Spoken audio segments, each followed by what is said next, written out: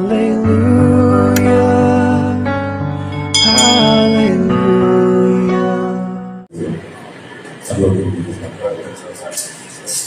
పరిశుద్ధమైన శ్రేష్ఠ ఘనమైన నామమునకు స్తుతులు స్తోత్రములు.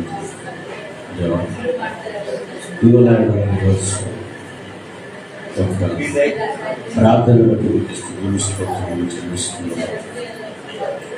నిజమే నాయన, ప్రతి విషయంలో కూడా నేను గణపరచాలని, ఈ నామాన్ని మహిమపరచాలని నాయన నిత్యము మీరు వారితో మాట్లాడుతూ ఈ లోకంలో మీ బ్రతికిన రోజులన్నీ కూడా నిన్ను మహిమపరిచంగా విధాలని ఉండాలని, నిన్నే ఆనందింపచేయాలని తండ్రి మేము నిర్ణయం తీసుకుంటాము. ఇదిగో నాయన, నీ కుమారుడు సుధా అలాగే స్వరూప వారందరినీ మీరు ప్రేమించి తను ఇచ్చిన బహుమానం తండ్రి మరి ఆచార్య సంవత్సరం అనే దయాకిరీటాన్ని మీరు ధరింప చేశారు. అందు నిమిత్తమును ఏర్పాటు చేసిన యొక్క ప్రార్థన తండ్రి మరి వచ్చిన వారందరినీ కూడా మీరు దీవించి ఆశీర్వదించండి. ఇప్పుడు జరగబోయే కార్యక్రమం అంతట్లో కూడా తోడుగా మీరే మాతో అందరితో కూడా మాట్లాడి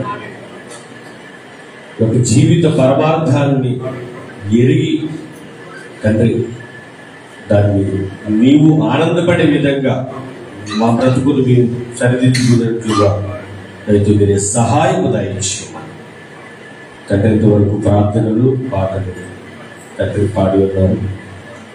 ప్రతి విషయంలో కూడా తండ్రి ప్రతి కార్యక్రమాన్ని ఉన్నాయని మీకు మహిమకరంగా నడిపించుకున్నారు. తండ్రి ఇక ముందు జరగబోయే కార్యక్రమం అంతటి కూడా మీకు మహిమకరముగా జరిపించారు.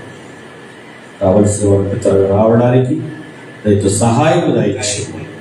వచ్చిన వారందరూ ఇక్కడే ఆ యొక్క మనసును కేంద్రీకృతం చేసుకుంటారు. వాక్యపు ధ్యానంలో పెడుతుందైతే మీరే సహాయం దయచేయండి. మాకు త్వరలో రాలేదు యేసుక్రీస్తు వరకు నీ నామమున ఈ ప్రార్థన నామమున వేడుకొంచున్నాము తండ్రి. ఆమేన్. అందరికీ వందనాలండి. లేచి నిల్చున్నాము. అలాగే ఈరోజు మరొక విశేషం ఏంటంటే మధ్యలో దేవి గణేష్ ఆడినట్టుంది వచ్చాడు. అలాగే దేవి గణేష్ యొక్క పెళ్లి రోజు కనుక ఆ చెల్లెలకు ముందుగా పెళ్లి రోజు శుభాకాంక్షలు తెలియజేస్తూ అందరూ కూడా చెప్పండి. కాబట్టి తల్లి ఇంకా అనేకమైన వృద్ధాప్య వచ్చేంత వరకు మీరు పేదలు జరుపుకుంటూ దేవుని పనులు ఉండాలని మనస్ఫూర్తిగా కోరుకుంటున్నాం.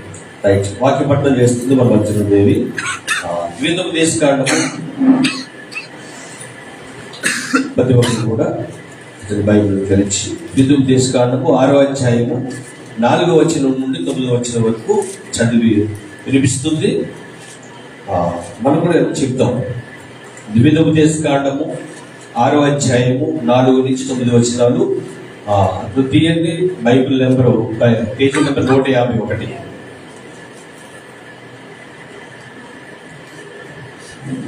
ద్వితీయోపదేశ కాండము 6వ అధ్యాయము 5 నుంచి 9 వచనం 4 నుంచి 9 వచనం చదువు. మన దేవుడైన యెహోవా అద్వితీయుడని మన దేవుడైన యెహోవా అద్వితీయుడగు యెహోవా నీ పూర్ణ హృదయముతోను నీ పూర్ణ ఆత్మతోను నీ పూర్ణ శక్తితోను నీ దేవుడైన యెహోవాను ప్రేమింపవలెను. నేను నీకు ఆజ్ఞాపించు నీ మాటలు నీ హృదయంలో ఉండవలెను. నీవు నీ కుమారులకు వాటిని అభ్యసింపచేసి నీ ఇంట కూర్చుంటున్నప్పుడు, త్రోవను నడిచినప్పుడు, పండుకున్నప్పుడు, లేచినప్పుడు వాటిని కూర్చి మాట్లాడవలెను. సూచనగా వాటిని నీ చేతికి కట్టుకునవలెను. అది నీ కన్నుల నడుమ బాసిక వలె ఉండవలెను. నీ ఇంటి ద్వార బంధముల మీద నీ గౌరుల మీదను వాటిని వ్రాయవలెను. దేవుడిచ్చిన వాక్యం మనందరి హృదయాల్లో కనిపించేగాక. అది కూర్చుందామండి. సమయం కూడా ఎక్కువ కనుక రోజు ఏర్పాటు చేయబడిన ఒక ప్రార్థన కూడిక అజరియా యొక్క పుట్టినరోజు. 3 సంవత్సరాలు పూర్తి చేసుకుని 4 సంవత్సరాలు పూర్తి చేసుకుని 5వ సంవత్సరంలోకి అంటే మనం చేసిన 4 రోజులు దీంతో అంతేనా? 1 రామచంద్రపురం, 2, 3, 4. ఓకే, 4 సంవత్సరాలు పూర్తి చేసుకుని 5వ సంవత్సరంలోకి అడుగుపెట్టి మనందరికీ తెలియని విషయాలు కూడా మాట్లాడారు. చాలా విషయాలు చాలా విచిత్రంగా గొప్పగా ఆలోచించే ఆ జ్ఞాన దేవుడు అజర్యాకి ఇచ్చాడు. ఎందుకంటే ఆ పేరు ఒక ప్రవక్త పేరు. అజర్య అనే పేరు ప్రవక్త పేరు. నిజంగా ఆ బిడ్డను తల్లిదండ్రులు ఇంకా గొప్పగా ఇప్పుడు వెళ్తున్న దాంట్లో పిల్లలు కాబట్టి చిన్న చిన్న అల్లలు ఉంటే ఇంకా దేవుల్లో ఇంకా గొప్పగా బిడ్డను ఏం చేయాలి, నిలబెట్టాలి, దేవునికి మహిమకరంగా ఆ బిడ్డను ఉంచాలి. అదే కాకుండా 2వ బాధ్యత కూడా వచ్చింది. ఇది అక్కడే ఉంది. వాళ్ళ అక్క పుట్టినరోజునే బంధువుల్లోకి అడుగు పెట్టింది అనమాట. కాబట్టి ఇవన్నీ కూడా ఆశ్చర్యమైన కార్యాలు. అవునంటారు కాదండి? నాకైతే ఆశ్చర్యమే. ఎందుకంటే స్వరూప విషయంలో మొదటి ఆ కానుక విషయంలో చూసినప్పుడు చాలా తర్వాత 2వ బహుమానం దేవుడు ఇచ్చాడంటే ఇప్పటికీ ఆశ్చర్యంగా ఉంది. అని దేవుడి కార్యాలు అలా ఉంటే ఆశ్చర్యమైన కార్యాలు అని చేసే కార్యాలు. కాబట్టి కుటుంబాన్ని దేవుడు చక్కగా కాపాడుతున్నాడు. ఆనాడు ఇశ్రాయేలు ప్రజలు ఎలాగైతే పగలు మేఘస్తంభమై రాత్రి అగ్నిస్తంభమై నడిపించాడో అట్రీతిగా కుటుంబాన్ని దేవుడు నడిపిస్తున్న విధానాన్ని బట్టి చూస్తే ఆశ్చర్యమే కలుగుతుంది. కాబట్టి ఒకసారి అజర్యాకు పుట్టినరోజు శుభాకాంక్షలు తెలియజేస్తూ ప్రార్థన చేసి వాక్యంలోకి వెళ్ళిపోదాము. పడుకుందా? ఉందా ఇక్కడ? ఆ ఊరు చక్కబెడుతుంది. సరే, ప్రార్థన చేద్దాము. వాక్యం ధ్యానం వెళ్ళిపోదాము. కొద్ది నిమిషాలు. పరలోకమందున్న మా కన్న తండ్రి, ఈ పరిశుద్ధమైన శ్రేష్టమైన ఘనమైన నామములకు స్తుతులు స్తోత్రములు తండ్రి. దేవా, ఈరోజు మేమందరం కూడా సంఘముగా కూడి నేను ఆరాధించినప్పుడు తండ్రి, ఈ కుమార్తె అజర్య పుట్టినరోజు కాబట్టి నాయన నీకు కృతజ్ఞత తెలియజేస్తూ తండ్రి, నీ నామాన్ని నీ మాటలను వినిపించాలి, వినాలి అన్న ఉద్దేశంతో తండ్రి ఇక్కడ అందరూ కలిసి ఉన్నాం కనుక ఈరోజు మాతో మాట్లాడండి తండ్రి. మాకు ఏ మాటలు, తల్లిదండ్రులుగా ఏ మాటలు వినాలో, యవ్వనస్తులుగా ఏ మాటలు వినాలో, పిల్లలుగా ఏ మాటలు వినాలో ఆ మాటలు మీరు మాతో మాట్లాడి బలపరిచి స్థిరపరచు. వినబడుతున్న వాక్యానుసారంగా బ్రతికే ఆ జీవితాన్ని మా అందరికి కూడా దయచేయండి తండ్రి. వింటున్న వారికి వినగలిగిన చెవి, గ్రహించుకునే హృదయమును తండ్రి, నీ మాటను చెప్పుడు సిద్ధపడుతున్న నాకు సమయోచితమైన జ్ఞానమును, మరి ముఖ్యంగా చెప్పబడుతున్న వాక్యానుసారంగా బ్రతుకుటకు నాలో ఉన్న నీ పరిశుద్ధాత్మ యొక్క సహాయాన్ని నాకు పంపించుకోండి. మా కొరకు త్వరలో రానివ్వండి. యేసుక్రీస్తు వరకు నీ నామమున ఈ ప్రార్థన మనం అడిగి వేడుకొనిచున్నాము తండ్రి. ఆమేన్. అందరూ చాలా మంది ఒక విషయం మర్చిపోయారు. ప్రార్థన అనగా ఏం చేయాలి? ఎంతమంది మోకరించారు అంటే ఎందుకు మర్చిపోయారు?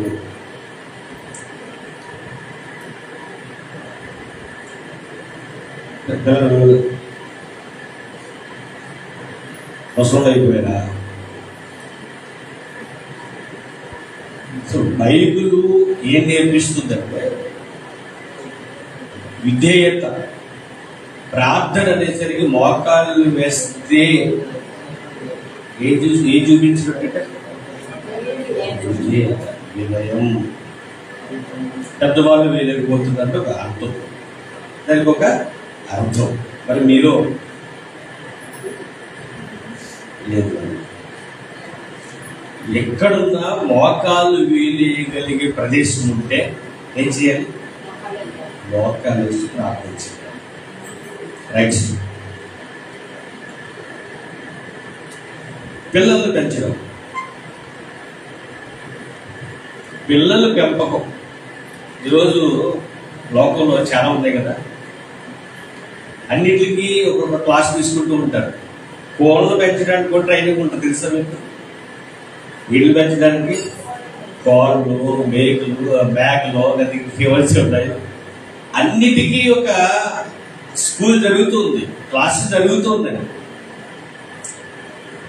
కానీ పిల్లలు పెంచడానికి అది ఈ మధ్య స్టార్ట్ అయినాయి, కానీ ఇప్పటివరకు అయితే లేవు.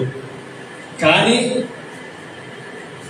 కొన్ని తరాల కింద, 2 తరాల క్రితం పిల్లలు చాలా చక్కగా పెంచేవారు. తల్లిదండ్రుల మాట విని మాటకు లోబడి బ్రతికేవారు. మరి ఈ తరం వాళ్ళు దేనికి లోబడుతుందో చెప్పండి? తల్లిదండ్రుల మాటకు లోబడరు.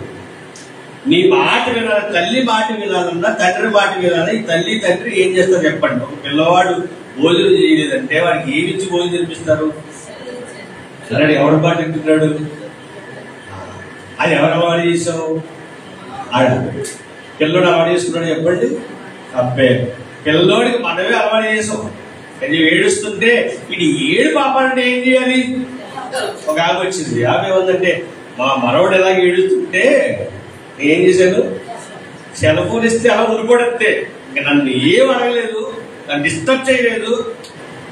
ఆ సెల్ చూస్తూనే ఉన్న సీరియల్ అయ్యే వరకు నాకు కనపడలేదు అన్నమాట. తర్వాత జీవుడు ఏం చేసిందట, సెల్ ఫోన్ ఇచ్చి మనవన్నో, కొడుకునో, కూతురునో చేస్తారు. మనం ఆడినట్లే వాళ్ళ సెల్ ఫోన్ మాటలు, పెంపకాలు ఇలా ఉంటాయి. అసలు బైబిల్ ఏం చెప్తుంది? అసలు బైబిల్ను వాక్యాలు అర్థం చేసుకుంటే దేవుడు మనతో ఏం మాట్లాడుతున్నాడు? ఎక్కువసేపు కాదు, కొద్ది నిమిషాలే. అసలు మన కడుపును పుట్టిన పిల్లల్ని మనం ఎలా పెంచాలి, ఎవరి కొరకు పెంచాలి, పెంచే విధానం ఏంటి? బైబిల్ చాలా వివరంగా మనతో మాట్లాడుతుంది. చాలా ఎంత వివరంగా మాట్లాడుతుందంటే, నువ్వు మాట్లాడే మాటను బట్టే నీ కొడుకైనా కూతురైనా మాటలు నేర్చుకుంటుంది. అవునుగా చెప్పండి. తల్లిదండ్రులు ఏవైతే మాట్లాడుతున్నారో ఆ యొక్క పిల్లల దగ్గర అవే మాటలు వాళ్ళు మాట్లాడతారు. నీకంటే ఫాస్ట్ గా మాట్లాడతారు. మాట్లాడే విషయంలో ఎక్కడ మళ్ళీ తడబాటు అనేది ఉండదు. కాబట్టి ఆ మాట్లాడే మాట చెడ్డ మాటలు కాకుండా మంచి మాటలు మాట్లాడితే ఇంకా అద్భుతంగా పిల్లలు నేర్చుకుంటారు. ఎక్కడకు వెళ్ళి పిల్లలు నేర్చుకొచ్చారు అన్న అబద్ధాలు మనం మాట్లాడొద్దు, కానీ మన నుంచే వాళ్ళు ఎక్కువగా నేర్చుకుంటారనే విషయాన్ని బట్టి మనం గ్రహించాలి. దేవుడు ఏం మాట్లాడుతున్నాడో త్వరగా బైబిల్లోకి వెళ్ళిపోయి అతని మాటలు ఈరోజు ధ్యానిద్దాము.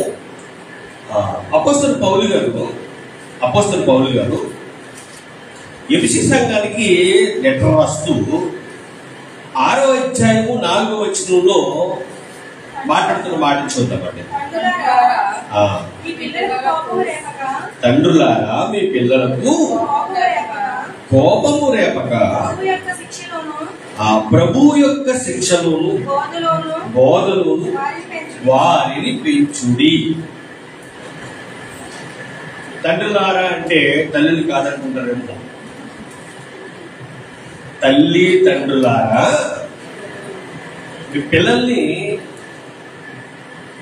ఎలా పెంచాలో చెప్తున్నాడు. వాళ్ళకి ఏమి రేపకూడదట? కోపం. పిల్లలకి కోపాన్ని రేపితే వాళ్ళు మన మాట వినరు.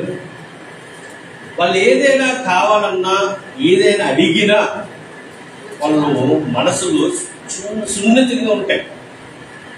కాబట్టి అడిగిన వాటిని మనం ఏం చేయాలి? అది ఇవ్వకూడదైతే ఇస్తే ప్రాబ్లం ఏంటో వాళ్ళకి తెలిసేలా చెప్పాలి. కానీ అలా చెప్పకుండా ఎవరైనా మనం కోపడ్డాం అనుకో, పిల్లలకు కూడా ఏమొస్తుంది? కోపం వస్తుంది. అంటే అడిగింది చెడ్డది, అది తీసుకుంటే అది తీసుకోవడం వల్ల నీ దగ్గరికి రావడం వల్ల నువ్వేమైపోతావు? నష్టపోతావు. నువ్వు చాలా బాధపడతావు.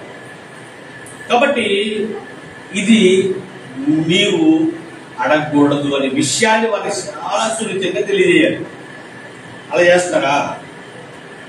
అది కూడా ఎప్పుడు చిన్నప్పటి నుంచి ఆ విషయాలు వాళ్ళకి నేర్పించాలి. చిన్నప్పుడు ఏం మాట్లాడకుండా, వాళ్ళకి ఏమీ తెలియకుండా, ఏమీ చెప్పకుండా వాళ్ళు ఏదంటే దానికి రెడీ అని, పెద్ద దిగిన తర్వాత ఇది తప్పు అంటే వాళ్ళు ఆ మాట వింటారా? లోకంలో సామెత. అది చిన్న మొక్కగా ఉన్నప్పుడు మనం వంగదు, అది వంగిపోయిందనుకో, దాన్ని మనం నిబ్బరం చేయలేదనుకో, ఆ ఎదిగైపోతే అది ఎలా పెరుగుతుందట? వంగుతానే ఉంటది, నిబ్బరం అవ్వదు. ఇక పెద్ద చెట్టు అయిపోయిన తర్వాత నిబ్బరం చేయాలంటే మన వల్ల అవ్వదు. కాబట్టి ఆ చిన్నపిల్లవాడిగా ఉన్నప్పుడే, చిన్నపిల్లవాడిగా ఉన్నప్పుడే ఎలా వాడిని పెంచాలో మనకు తెలియాలి. ఇప్పుడు ఎందుకంటే చాలా ఈ విషయాలు సుధా స్వరూపకి చాలా అవసరం. అలాగే దేవి నరేశ్వరు కూడా అవసరం. ఎందుకంటే వాళ్ళ పిల్లలకి చిన్నపిల్లల వాళ్ళు. ఇప్పుడు పెద్దవాళ్ళు అంటే ఇప్పుడు సింధు ఉంది, విజయ ఉంది, జ్యోతి ఉంది. వీళ్ళు ఒకవేళ ఏదైనా చెప్పిన మాటను వింటలేదనుకోండి, వాళ్ళకి ఫస్ట్ నుంచి వినే రకాలు కాదవి ఆ మూడు కూడా. ఇప్పుడు చెప్తే వింటారా? అప్పటి నుంచి వింటారు కాబట్టి వింటున్నారు మీరు. ఇప్పుడు అసలు మార్చలేము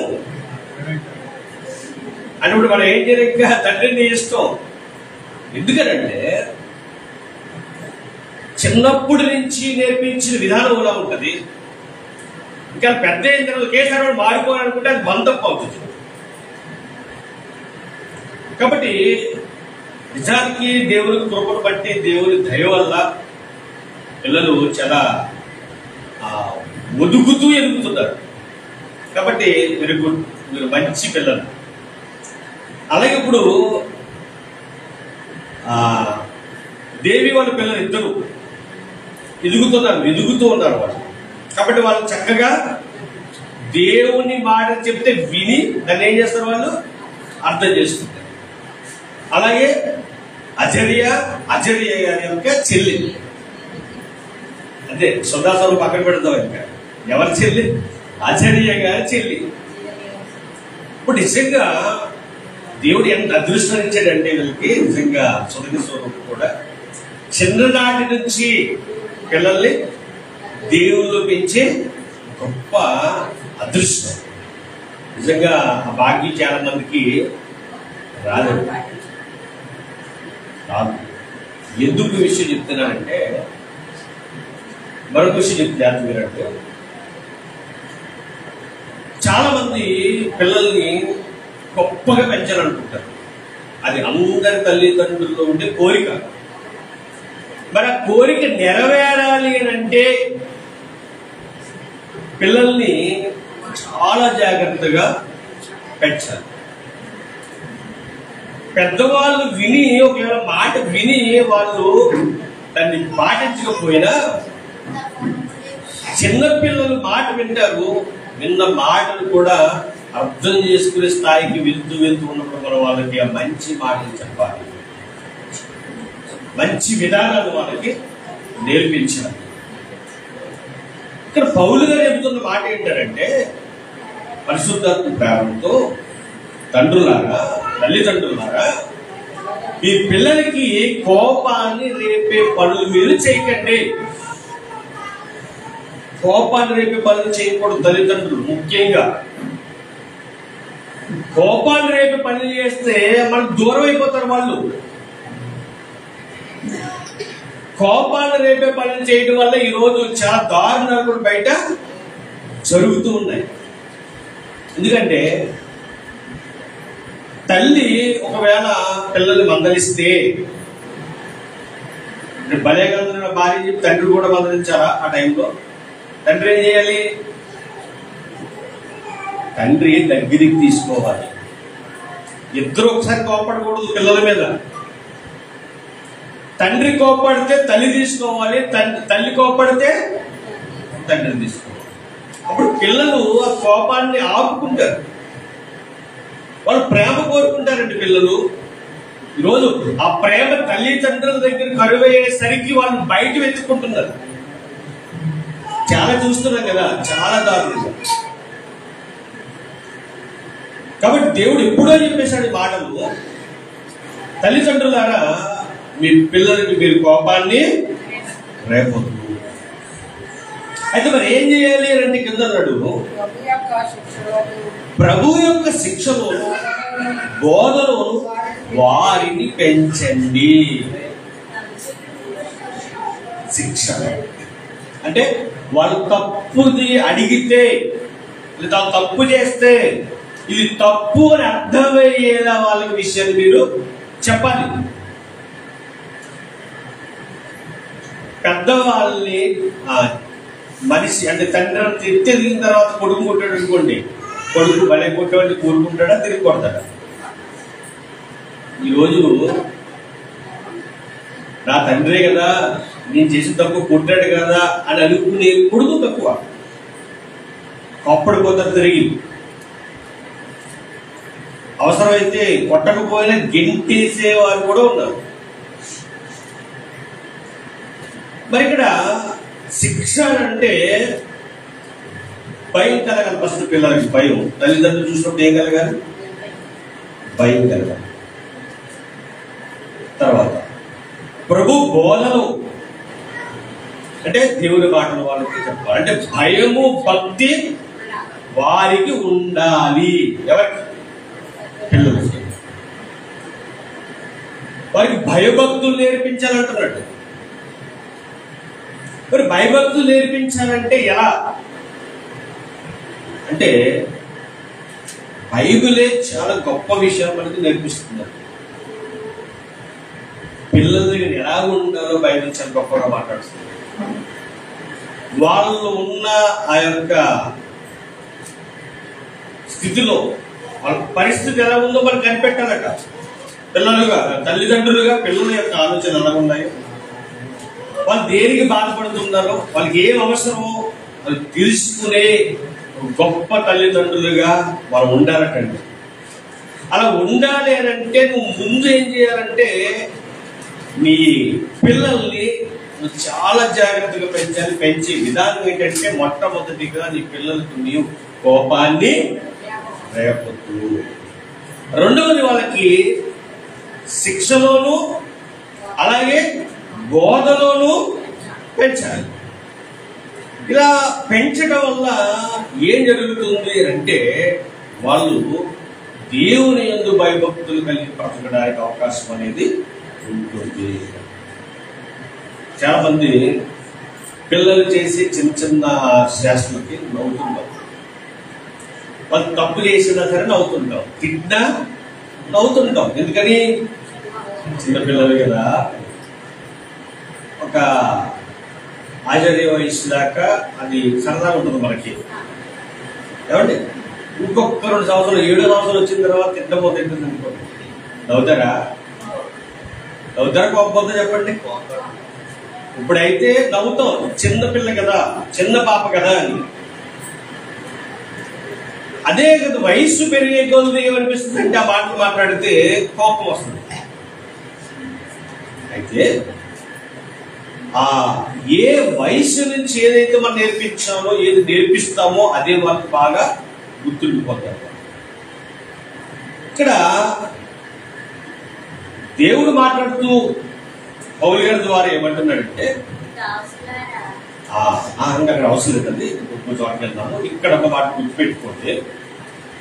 ఒకటి, పిల్లలకి ఎట్టి పరిస్థితుల్లో మీరు ఏం లేకపోకూడదట, కోపాన్ని రేపే పనులు మీరు చేయకండి. ఎందుకంటే మీరు జ్ఞానవంతులు. తల్లిదండ్రులు ఎవరు? జ్ఞానవంతులు కదండి. అంటే మనం మరి వయసులో ఎదిగాం కదా. మరి పిల్లలకి ఇంకా అంత జ్ఞానం ఉండకపోవచ్చు. ఎవరితో ఏం మాట్లాడాలో, ఎవరిని ఎలా పిలవాలో, ఎవరితో ఎలా ఉండాలో వారికి ఇంకా తెలియదు. వాళ్ళు నేర్పిస్తే నేర్చుకుంటారు. మీరు ఎవరినైనా బాబాయ్ వచ్చాడు, బాబాయ్ కాకి అంటే ఎవరు కాకేస్తాడు? బాబాయ్. అదే ఇంకొక బాబాయ్ అని కాకుండా పేరెంట్ పిలువంటే పేరెంటే పిలుస్తాడు. అంటే అది ఎలా వచ్చిందంటే మీరు నేర్పించారు కాబట్టి. అంటే ఇప్పుడు ఎవరు చాలా జాగ్రత్తగా ఉండాలి? తల్లిదండ్రులు జాగ్రత్తగా ఉండాలి. ప్రేమ దేవుడు వల్ల మనం ఏది మాట్లాడితే అది మాట్లాడడానికి రెడీగా ఉన్నారు మన పిల్లలు. ఇంకా గొప్ప విషయం ఏంటంటే, ఇంకా తల్లి గర్భంలో నుంచి బయట పడక ముందే ఆ పిల్లలు తల్లి గర్భంలో ఉన్నప్పుడే ఆ 5వ నెల నుంచే మనం చెప్పే మాట వాళ్ళు వింటారు. డాక్టర్ కూడా చెప్తారు అదే మాట. ఇక్కడ మీరు ఏదైతే మాట్లాడుతున్నారో అవన్నీ ఎవరు వింటారట? కడుపులో బిడ్డ వింటాడు. ఓ రోజు ఒక అన్యుల ఇంటికి వెళ్తే వాళ్ళ అమ్మాయి 8వ నెల గర్భంతో ఉందన్నమాట. ఏదో పట్టుకెళ్ళాం. వెళ్ళిన తర్వాత వెళ్ళేసరికి టీవీ పెట్టుకుని టీవీలో డ్యాన్స్ ప్రోగ్రామ్ ఉంటాయి కదా, అవి జరుగుతుంది. పెద్ద సౌండ్ పెట్టుకున్నాం. అంటే ఆ ఫ్యామిలీకి డ్యాన్స్ పిచ్ అనమాట. వెళ్ళాము, మమ్మల్ని చూసి కట్టారు. ఎందుకంటే చుట్టాలు కాబట్టి కట్టారు, పక్కన పెట్టాం. ఆ మాటల్లో సందర్భం ఏంటంటే, ఆ టీవీలో ఆ సౌండ్ వస్తుంటే లోన ఏం చేస్తుందట? తండుతుందట. నిజమే, కరెక్టే. డాన్స్ చేస్తుంది లోన, డాన్స్ చేస్తుందండి లోన. మరి క్రైస్తవులు కదా మనం ఏం చేస్తాం? మన పిల్లలు గర్భంతో ఉంటే, గర్భిణీలు అయితే మీరు దేవుని మాటలు వినిపిస్తే వాళ్ళు ఏమంటారు? దేవుడి మాటలు వింటారు. మీరు మీ నోటికి వచ్చినవి దేవుడు వద్దన్న మాటలు మాట్లాడితే అవి వింటారు వాళ్ళు. వాళ్ళు తల్లి గర్భంలో ఉన్నప్పటి నుంచి మన మాటలు వినడం వాళ్ళకి వచ్చు. దేవుడు ఆ జ్ఞానాన్ని ఇచ్చాడు. ప్రేమ దేవుడు వాళ్ళ అప్పుడే అంతగా గ్రహించి వాళ్ళ డ్యాన్స్ వినబడితే డ్యాన్స్ చేస్తున్నారు, సౌండ్ వినబడితే. వాక్యం వినబడుతుంటే కూడా తిరుగుతుంటారు వాళ్ళు. ఈ సందర్భాలన్నీ అనుభవించారు. ఎందుకంటే మీ వాక్యం నేర్చుకోవడానికి వెళ్ళినప్పుడు, అప్పుడు గర్భంతో ఒక చెల్లెమ్మ ఉంటే వాక్యం నేర్చుకుంటుంటే మాతో పాటు కూడా అలా సౌండ్ వచ్చింది మాట. చాలా ఆనందపడిపోయేది. లోన నా పాప మొత్తం మీద ఏమంటారు? వాక్యం వింటున్నారు అని ఆనందపడేది. మాకు చాలా సంతోషం వేసేది. అంటే తల్లి గర్భంలో ఉన్నప్పుడే వినికిడి శక్తి దేవుడిచ్చాడు.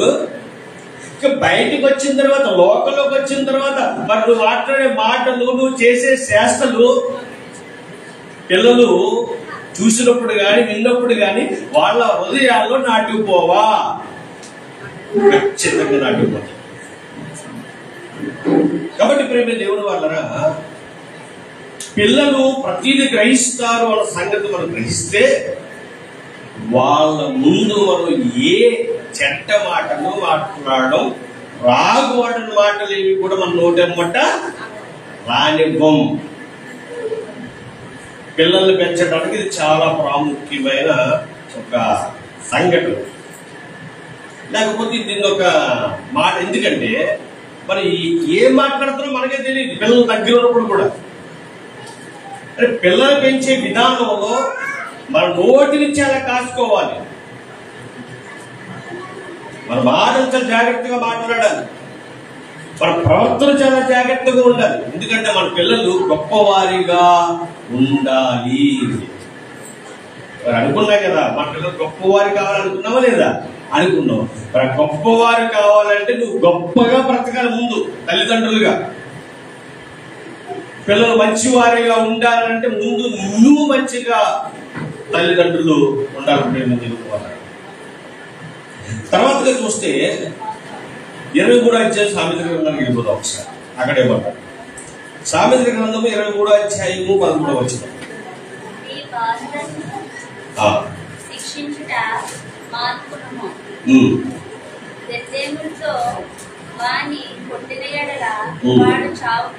ఏమన్నాడు? 23:13 వచనం. నీ బాలులను శిక్షించుట మానుకునకుము. మానమన్నాడా? మానొద్దన్నాడా? మానమన్నాడా? మానుకునకుము. ఈ విషయం మన స్పీడ్ చదివేస్తే మానే అంటే పిల్లలు ఏం చేయకూడదు, శిక్షించకూడదు అన్నట్టుగా చదువుతాం. అదే దాన్ని ఆగి ఆలోచిస్తే దేవుడు అన్న మాట ఏంటంటే నీ పిల్లల్ని శిక్షించుట మానకము. ఎందుకు మానొద్దంటున్నాడంటే వాళ్ళకి భయం ఉండాలి, వాళ్ళకి భయం ఉండాలి. ఇప్పుడు చిన్నప్పుడు పిల్లలకి వాళ్ళు కొట్టాలంటే మనకి బాధగా ఉంటుంది వాళ్ళు చేసే పనులకి. అందుకే కొట్టరు, నవ్వుతారు. కోపం వచ్చి ఏం చేస్తారు? నవ్వుతారు. అదే కొద్దిగా ఎదిగిన తర్వాత రేపు నుంచి అచర్యకు ఉంటుంది పెళ్లి. ఎందుకంటే మరి ఎదుగుద్ది కదా, ఎదిగితే వచ్చి కోపం చేయడం కొడతారు. కానీ కొట్టినప్పుడు దేవుడు ఏమంటున్నాడంటే చేతులతో కొట్టవద్దు, కొట్టేటప్పుడు కూడా ఎలా కొట్టాలని చెప్పాడు. నిజంగా బైబిల్లో మాటలు మనం వింటేనంటే మన పిల్లల్ని సక్రమంగా పెంచే ఒక నేర్చుకుంటాం. ముందు మనం నేర్చుకుంటాం. ఇప్పుడు మనం నేర్చుకుంటే అప్పుడు మన పిల్లలకి నేర్పుతాం అన్నమాట. చాలా అద్భుతమైన మాటలు ప్రేమ దేవుడు అంటారు. అద్భుతమైన మాట. ఒక మాట అడుగుతున్నాను బాబా ప్రసాద్ గారు, ఇప్పుడు వచ్చి అంజలి అని మీరు కొట్టారా? కుమార్ గారు కొట్టారా?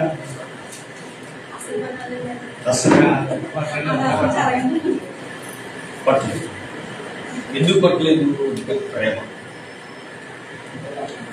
అది పిల్లల మీద ఉండే ప్రతి ఒక్కరికి కొట్టడానికి మనసు రాదు. ఒకవేళ తప్పు చేస్తే అమ్మా అది కాదు, అలా కాదు, అలా అనకూడదు అనే చెప్తారు తప్ప వాళ్ళ మీద చేయి చేసుకోవడం అనేది మంచిది కాదు. అది ఎంతవరకు అంటే కొంత వయసు. ఇప్పుడు వయసు మారుతుంది. ఇప్పుడు 5లోకి వచ్చింది, మన తర్వాత వచ్చే సంవత్సరం 6, 7, 8. అప్పుడు ఎలా ఉండాలంటే తల్లిదండ్రులు చూసినా లేకపోతే తాత అమ్మమ్మని, తాత నాన్నమ్మని చూసినా ఆనందంగా సంతోషంగా ఉంటుంది అనుకోండి. తప్పు చేసినప్పుడు మనకు భయం పుట్టేలా ఉండాలి. అలా మారాలి. లేదు కొడితే నేను శత్రుడు అయిపోతాను, మనవరాలకి కొడుకు కూతురికి అనుకోబెట్టుకున్నా.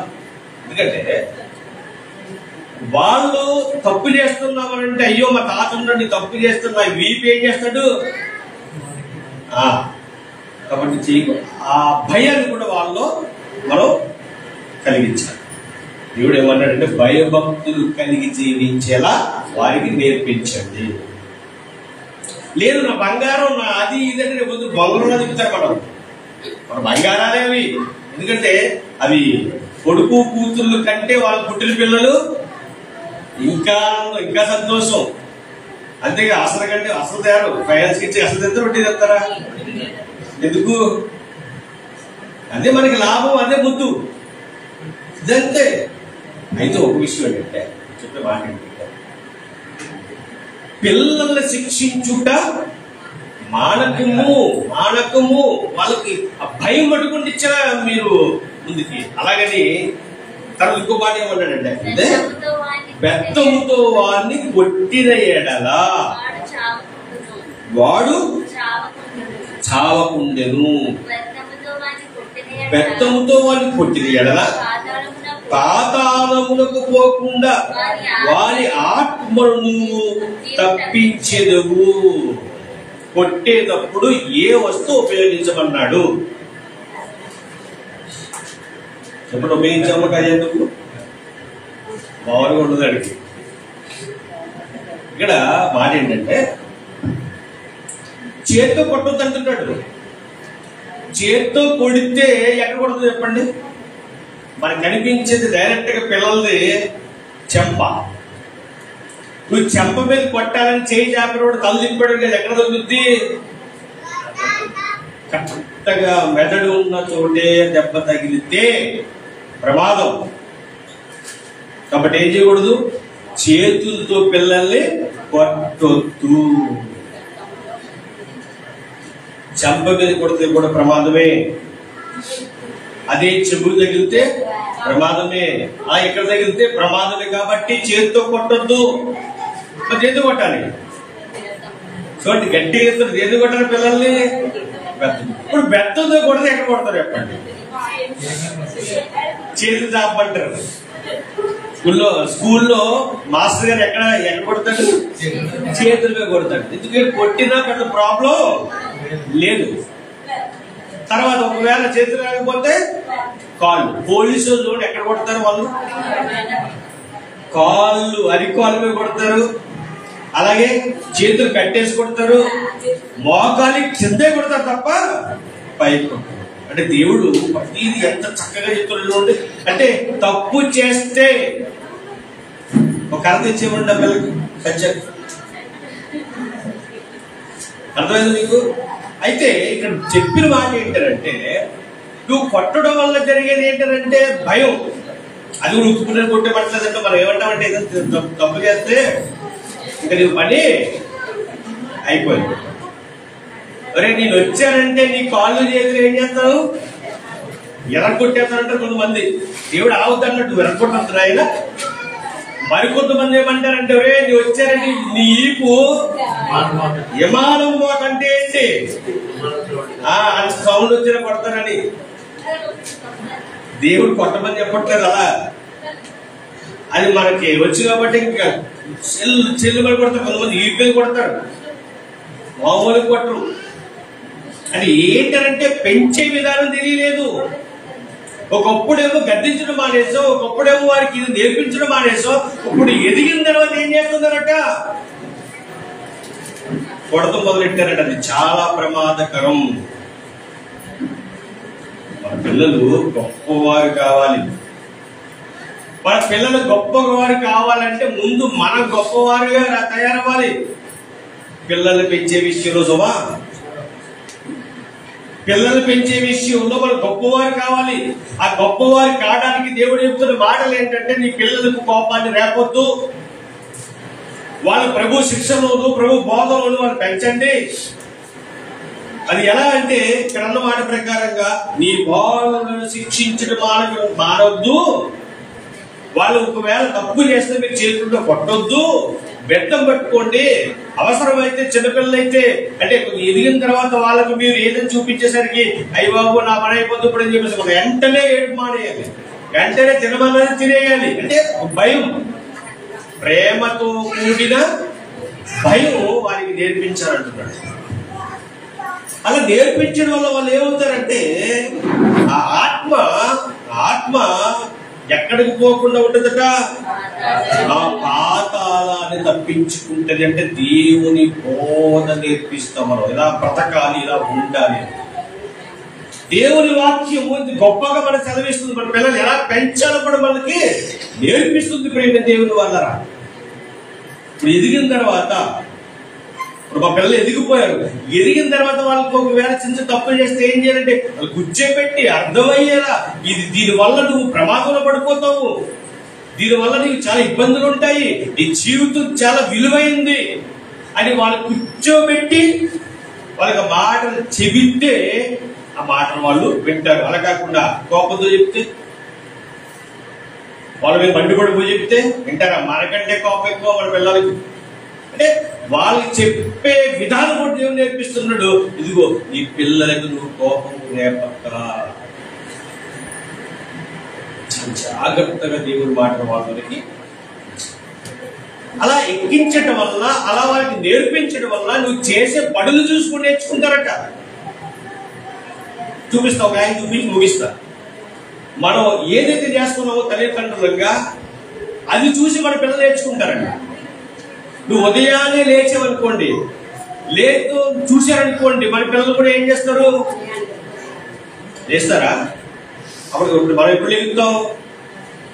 లెగ్గొడతాం, వెళ్ళి పిల్లలు లెగ్గొడతాం. ఏమో లెగ్గొడతాం అంటే, నీ కాలేజీకి టైం అవుతుంది, నువ్వు లెగ్గొట్టి మనం ఏం చేస్తాం?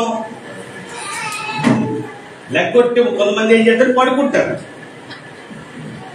పిల్లలు లెగ్గొట్టి తల్లిదండ్రులు ఏం చేస్తారట? పడుకోప్పుడు వీళ్ళు లెగుతారా అంటే ఇప్పుడు ఏం చేయాలి? వీళ్ళు లెగిసి రెడీ అవ్వాలంటే ముందు తల్లిదండ్రులు లెగిసి, అమ్మ నీ క్యారేజీని సిద్ధం చేస్తున్నాను, త్వరగా లే అంటే త్వరగా. నువ్వు ఉదయమే లేచి ప్రార్థన చేసుకుని అలవాటుకి ఉందనుకో, పిల్లలు కూడా ఏం చేస్తారండి? ప్రార్థన చేస్తారు. మనకి లేవడమే లేటుగా లేవుతాం, ప్రార్థన చేసి పిల్లలు కూడా ఏం చేయరట? ప్రార్థన. అంటే నీ బ్రతుకు శైలి ఎవరికి వస్తుందట? అంటే నువ్వు బ్రతికే తీరు నీ పిల్లలు కూడా అలాగే బ్రతకడానికి ఇష్టపడతారు. కాబట్టి అలా కాదు, నువ్వు చేసే ప్రతి పని పిల్లలు చూస్తారు కనుక, అది చిన్నపిల్లలు కానివ్వండి, పెద్దవాళ్ళు కానివ్వండి, నిన్ను బట్టే వారు కూడా తయారవుతారు. కాబట్టి బైబిల్ గ్రంథంలో ఒక ఆమె ఉందండి, ఆమె పేరు అన్న. మీ అందరికీ తెలుసు. ఆమెకి పిల్లలు లేనప్పుడు ఆమె ప్రార్థన చేసింది, కన్నీరు విడిచింది, దేవుణ్ణి అడిగింది, నీకు ఇచ్చేస్తానంది. సేమ్ అదే చేసింది. ఆమె సమూయేలు గారిని కన్న తర్వాత, పాలు విడిచిన తర్వాత మందిరానికి తీసుకువెళ్ళి విడిచిపెట్టి వచ్చేస్తే సమూయేలు గారు ఏం చేస్తున్నారో తెలుసా? అలా ఒకసారి అక్కడ సమూయేలు గారు మొదటి గ్రంథము, సమూయేలు గారు మొదటి గ్రంథము మొదటి అధ్యాయము 28వ వచనం. సమూయేలు గారు మొదటి గ్రంథము మొదటి అధ్యాయము 28వ వచనం. కాబట్టి నేను ఆ బిడ్డను యెహోవాకు ప్రతిష్ఠించుచున్నాను, తాను బ్రతుకు దినము అన్నిటి వాడు యెహోవాకు ప్రతిష్ఠుడని చెప్పెను. అప్పుడు వాడు యెహోవాకు అక్కడనే మొక్కెను. సమూయేలు గారు ఏం చేస్తున్నాడు? అక్కడే, ఎక్కడే తల్లి విడిచిపెట్టి వెళ్ళిందో అక్కడే ఏం చేస్తున్నాడు? ఆయన మొక్కెను అంటే ప్రార్థన చేస్తున్నాడు. ఆయన తల్లి అలవాటు ఏంటి? తల్లి యొక్క తీరేంటి?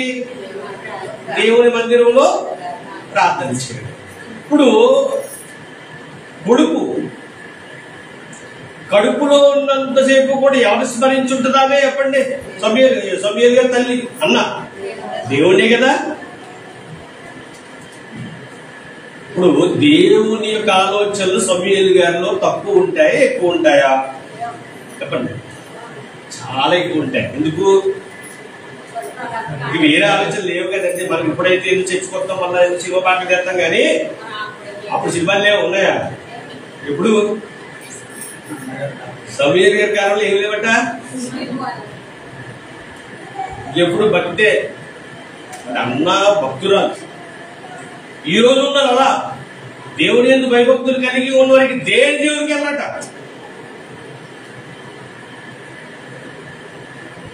సమూయేలు గారు కడుపులో ఉన్నప్పటి నుంచి దేవుడి మాట వింటున్నాడు. బయటకు వచ్చిన తర్వాత తల్లి దగ్గర ఉన్నంతసేపు దేవుడి మాటలు విన్నాడు. ఆ తల్లి దేవుని మందిరానికి తీసుకొచ్చేటప్పుడు కూడా ఎన్నో మాటలు చెప్పుకుంటది.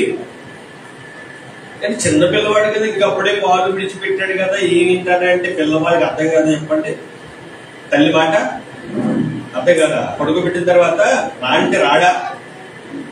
ఇప్పుడు ఏం చేస్తారు? పడుకోబెట్టి డబ్బులు గట్ట బైబుల్ తర్వాత అవి పెడతారు కదా. వెళ్తున్నాడే, వెళ్తలేదా? వెళ్తున్నాడు కదా. ఏం తీస్తానే గొప్పడైపోతాడు అనుకుంటాం. అప్పుడు అనుకోవద్దు గొప్పడని, కానీ దేవుని యందు భయభక్తులు నేర్పిస్తే గొప్పడవుతాడు. దేవుని నామానికి మహిమ కలుగుతాడు. డబ్బు పట్టుకుంటే డబ్బున్నోడు అయిపోయి, బైబిల్ పట్టుకుంటే జ్ఞానవంతం వచ్చేది. కానీ అప్పటి నుంచి మనం నేర్పించే విధానం బట్టి గొప్పోడయ్యే సూచనలు ఉంటాయండి.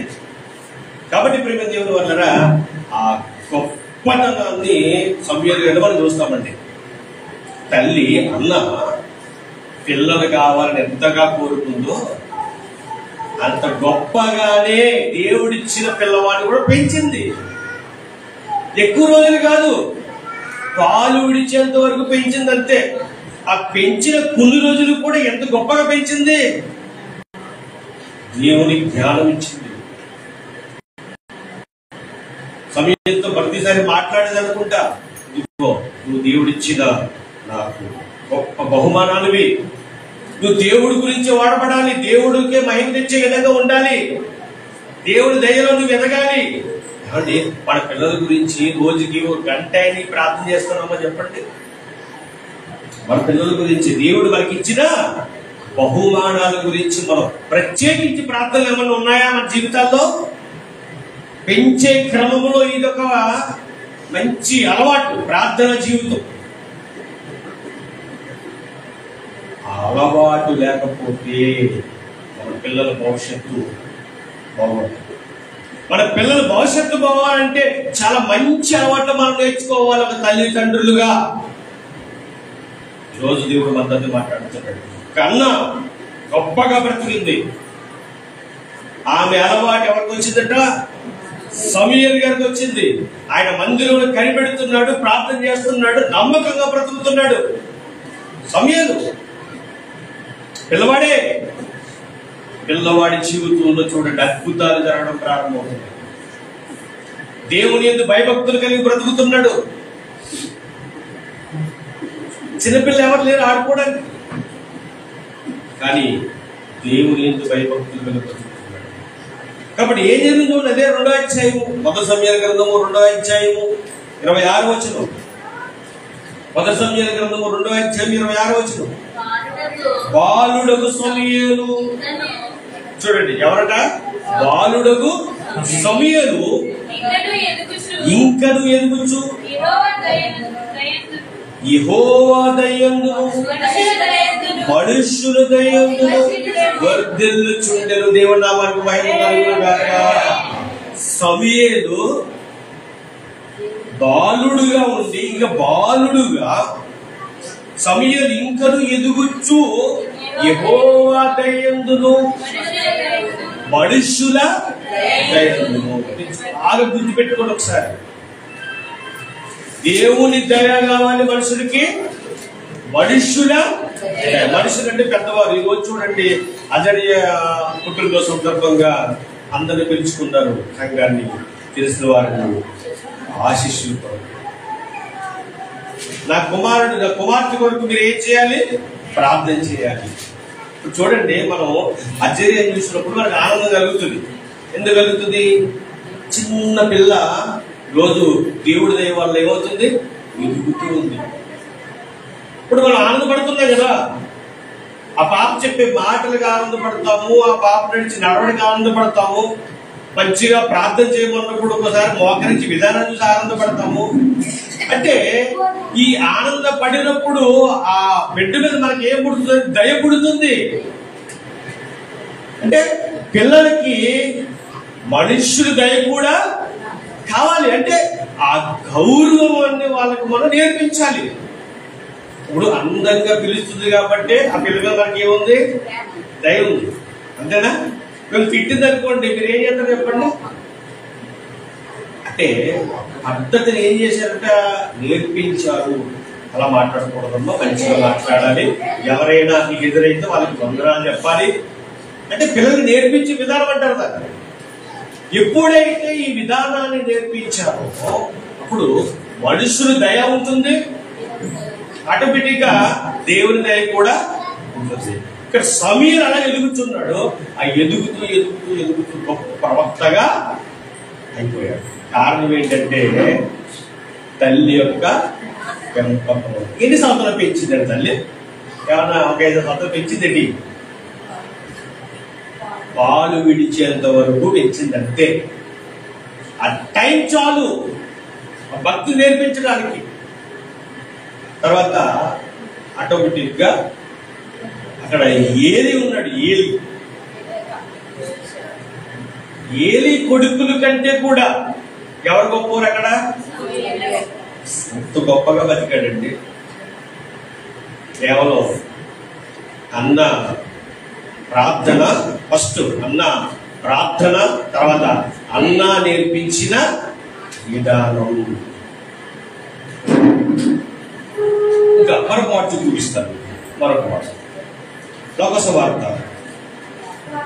2వ అధ్యాయం ముగించుకుందాము. లోకసువార్త 2వ అధ్యాయము 52వ వచనం. కొత్త నిబంధన గ్రంథంలో లోకసువార్త 2వ అధ్యాయము 52వ వచనం. యేసు జ్ఞానవంతును వయసునందును దేవుని దయను మనుషుల దయను వర్ధిల్లుచుండెను. ఎవరైనా యేసుక్రీస్తు ప్రభు వారు కూడా ఎదుగుచుండుకొని ఏం చేస్తున్నాడు? ఆయన యేసు జ్ఞానవంతును వయసునందును దేవుని దయందును మనుషుల దయందును వర్ధిల్లుచుండెను. అలా మన పిల్లలు ఉండాలి.